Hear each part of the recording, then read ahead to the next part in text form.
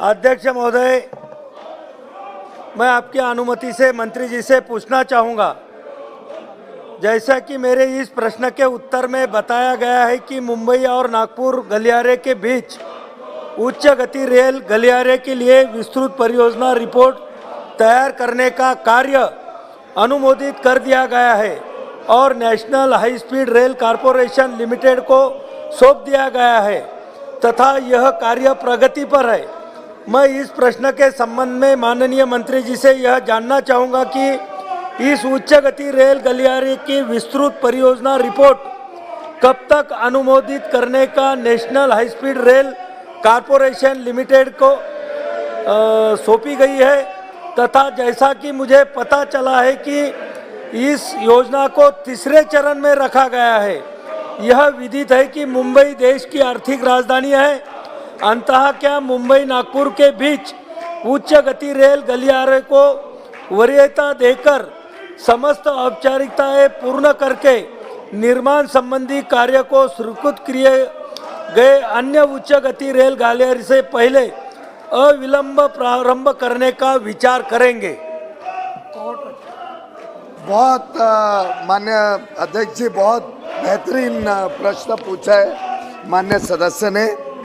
वास्तव में माननीय प्रधानमंत्री नरेंद्र मोदी जी की तीव्र इच्छा है कि इस देश में अति आधुनिक टेक्नोलॉजी आए, तेज गति से रेलवे चले, सभी लोगों को देश भर में सुविधाएं उपलब्ध हो, अंतर्राष्ट्रीय स्तर की सुविधाएं उपलब्ध हो और इसी के हेतु मुंबई से अहमदाबाद एक पहली हाई स्पीड रेल का निर्माण करने का फैसला लिया गया।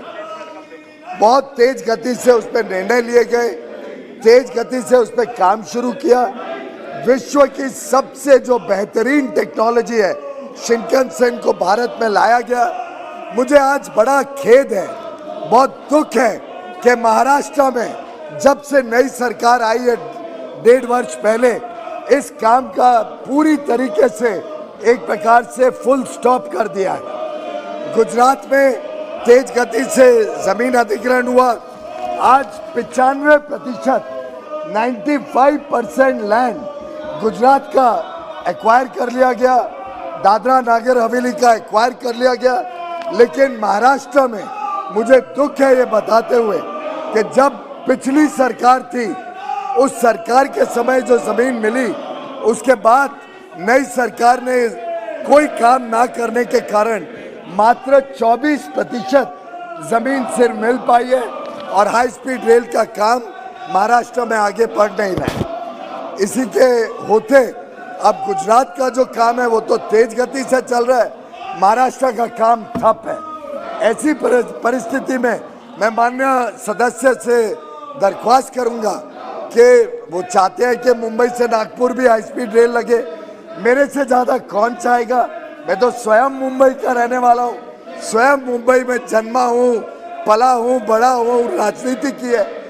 मेरी दुख ये है कि प्रधानमंत्री जी का जो सपना है देश भर में high speed rail, semi high speed rail चले, उसको महाराष्ट्र सरकार ने जो रोड़े अटकाए हैं, जिस प्रकार से उसको बढ़ने नहीं दिया, ऐसी परिस्थिति में मुंबई से नागपुर कैसे रेलवे हाई स्पीड रेलवे आएगी, मेरे समझ के बाहर है।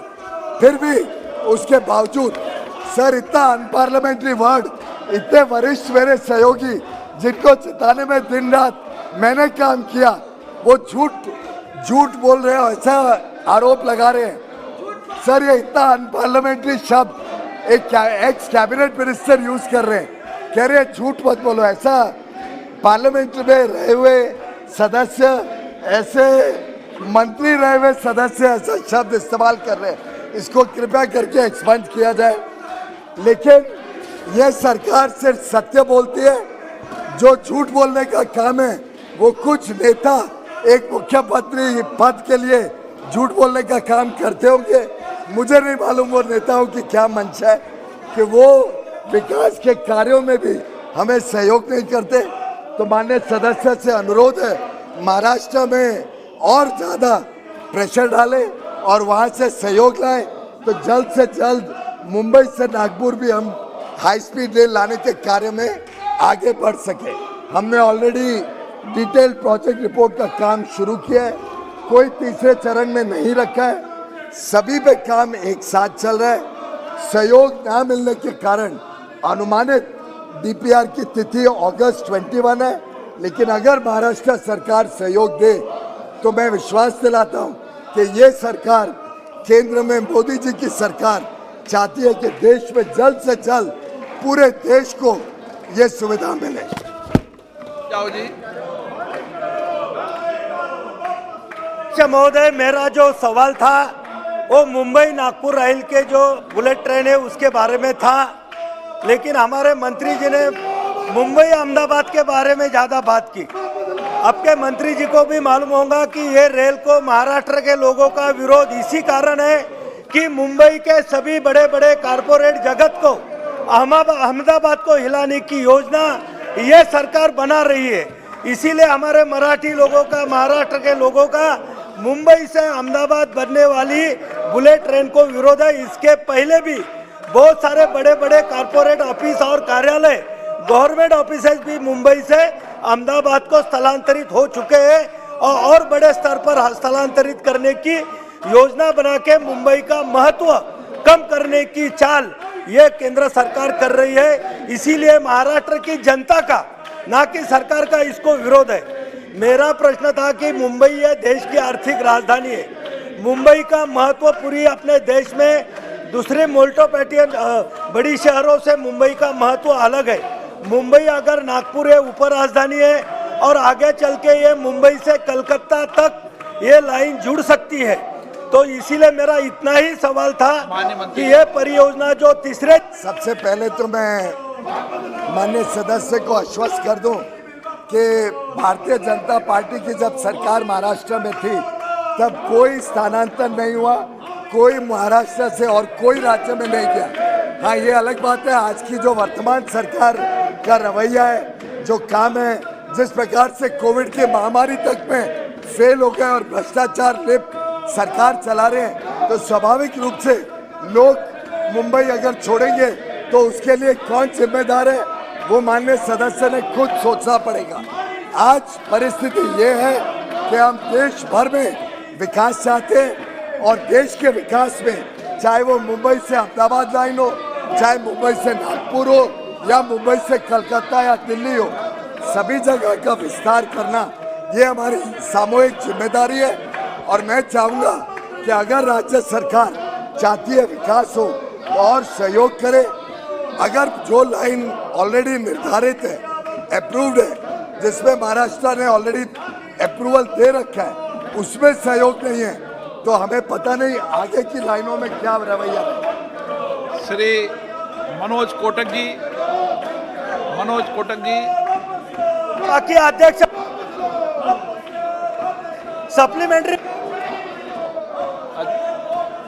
आपका हो गया, अरविंद जी का एक। अध्यक्ष महोदय, आप पूछे।